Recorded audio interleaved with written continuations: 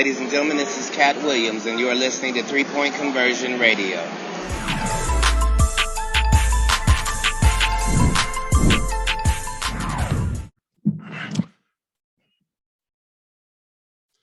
Bad starts. I mean, we get down 12 every first quarter. You know what I'm saying? Teams coming in here, especially tonight, they missing so many players. It's not like they wanted to lose the game, but you come in here like your hair down a little bit when you backs against the wall like that. And they came out and they showed in their shot making and their energy, you know, that they're going to rally around each other no matter who out on the floor. And you got to give them credit as a championship organization. You know how to weather the storm. So they did that in the first quarter, and we was down 12-13 in the first quarter. You know what I'm saying? We cut it to 8 going into the second, but they got momentum. Bobby Porter's making shots, Noir hitting shots, Rodney Hood coming in making shots. They all felt confident and comfortable coming into our game and on our floor. So that's a result of that. You guys had that same juice when you were shorthanded, whether it was you with some of the young guys or James with some of the young guys. Coach mentioned earlier that you guys just looked a little bit off since everybody's return. What does it look like from your view?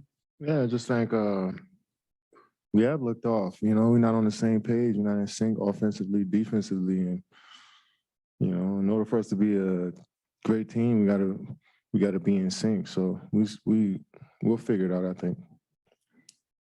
Kevin, just touching this a little bit, but where do you think your guys' biggest issues have been defensively during this, 4 or 5 game stretch? I mean, there's a multitude of offensive rebounds. Even though I don't think that hurt us tonight, but over this little stretch that's been hurting us, not standing in front of the ball, like giving up straight line drives, and then teams coming here knocking down threes, 16 threes to our 6. You know what I'm saying? They made more shots than us. Kevin, how much of this issue comes from just ever changing lineups? I mean, every time you're changing a starting lineup. No excuses, man. Rotations. I don't believe that's an excuse at all. I mean, it could play a factor, but I don't think it's playing a factor with us right now. I mean, we've been around each other for, 4 or 5 months now. You know what I'm saying? So, and we know the business of the league is going to be different lineups, and you got to face different challenges as players, but it's about how we come together as a group. And sometimes we've been good in those situations, sometimes we haven't. So just keep grinding. One challenge that's kind of rare. I mean, you guys waited so long to finally get, I know Joe's not here, but kind of whole and get Kai back, and you guys have a huge win. Do you think any of that could have been like a hangover effect? No. He's here. Oh, now he's not here. No, I don't think so, because we've been playing majority of our games without him. So we know how to go back to, we professionals, you know what I'm saying? We veterans. We supposed to know how to adapt to some shit, you know what I'm saying? I think we like I said, we've been playing without him all season. So one game shouldn't throw us off like that.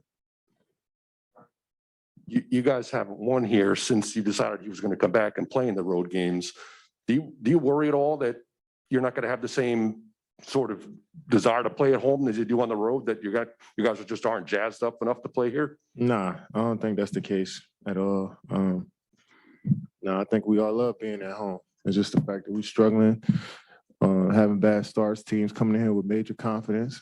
We got to turn the tide, and I feel like we will. I mean, our home crowd wants to get behind the team that's playing well, and like I don't expect us to have a great home court advantage if we're playing shitty basketball. You know, that's just what it is. So, but I feel like we love playing at home, and it's on us to just play better. On the offensive side, obviously you want to play well defensively no matter what, but offensively, if you're not in sync or not getting the spacing you want, how is that impacting the overall flow in your view? I mean, it's definitely hard to play in a clogged up paint.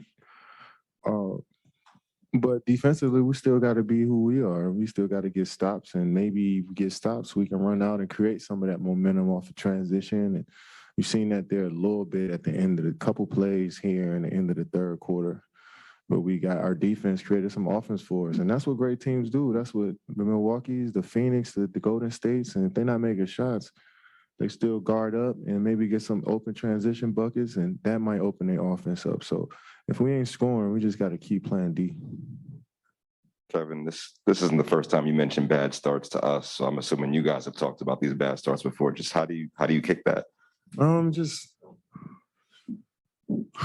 I mean, we missed 4, 5, 6 shots early on. I think that gets to it. I know it's a make or miss league, and you want to see the ball go on the rim, and sometimes that may take us off our game just a bit. And you know, so we got to fight through that stuff. And you know, teams been coming in here knocking down shots as well. You know, so you got to give them credit.